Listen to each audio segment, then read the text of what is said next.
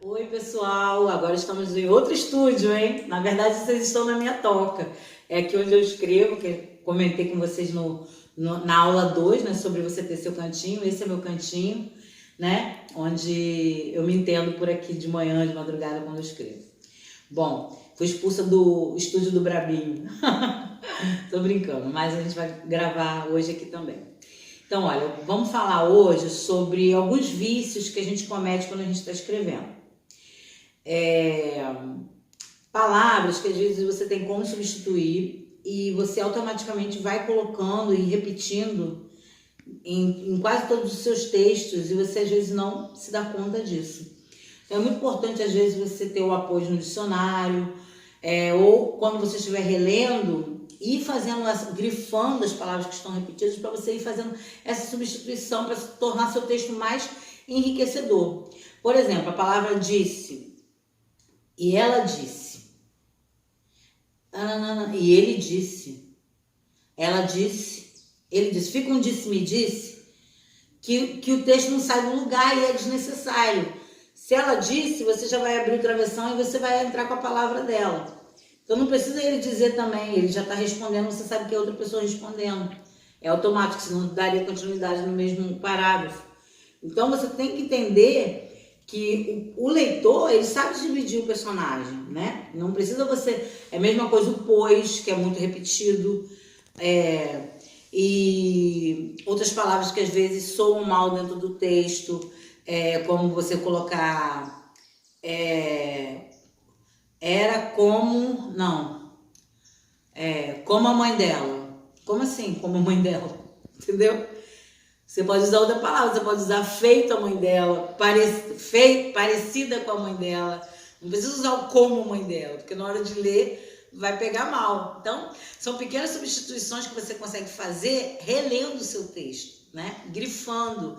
O trabalho do escritor não é apenas pensar a história, é o seu ofício. Seu ofício é levar o texto ao máximo que você pode tirar dele. Às vezes você tem uma história incrível e mal contada. O escritor tem que saber contar, né? E ele tem que saber ler, dar pulsação ao texto para poder contar a história de forma legal. É a mesma coisa quando você tem que batizar um personagem. Muitas das vezes a gente comete, não vou dizer o erro, mas a gente comete o vício de batizar nosso personagem com nomes de pessoas da nossa família, pessoas que a gente tem convívio. E automaticamente a gente puxa um pouco da personalidade dessa pessoa para o personagem. E às vezes o personagem não tem nada a ver com essa pessoa. Então é importante você saber separar o joio do trigo para que o seu personagem ganhe vida e que o nome condiza com quem ele é. É lógico que nem todo John Smith nasceu no sertão da Paraíba. Mas você sabe que você tem nomes que você vai condizer e também tem nomes que você não precisa ser sempre fadado ao repetitismo. Como, nasceu no Ceará, é Sebastião. Peraí, não. Pode ter 1 milhão de nomes. Mas muita da gente fala Maria. Você tem que saber batizar seu personagem. Por exemplo, no texto de Charles Simões, que é um autor maranhense que eu gosto muito, ganhou o primeiro Festival de Contos no Rio de Janeiro, os vermes. A travesti personagem se chama Politrica. Se ele botasse um nome mais básico, tipo Kitty, Suzane, talvez eu não lembrasse do nome da personagem dele. Mas ele usou um nome que eu nunca tinha ouvido falar. E esse nome me chamou a atenção. Então é importante você saber batizar seus personagens, né? E saber separá-los também. Porque às vezes até um leitor te pergunta assim, eu, por exemplo, tenho um livro que eu gosto muito, que o meu personagem se chama Santisteban. E no livro ele é chamado de Santos. Santos, e eu tenho Santos na cabeça. E um dia desses, um leitor chegou para mim e falou assim, eu amo o livro do Santisteban. Você sabe que eu mesma fiquei assim, Santisteban. E era o meu personagem que eu criei. Mas o apelido dele, para mim, era tão mais forte do que o nome, que talvez fosse melhor nem ter usado o nome dele em algumas partes do livro. Outra coisa também que é importante é você não ficar repetindo 1000 vezes o nome. Por exemplo, Santo Esteban era um mergulhador que vivia em Porto Seguro, papapá.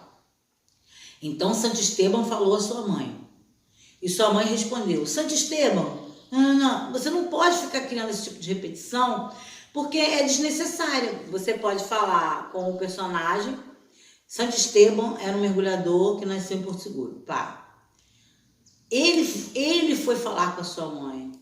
Sua mãe respondeu. Entendeu? Você já nem precisa botar o sua mãe respondeu, porque ela já está respondendo, mas ela não precisa responder com nome, porque raramente a gente faz isso no nosso cotidiano. Sua mãe te chama: Isabelle, vem tomar café.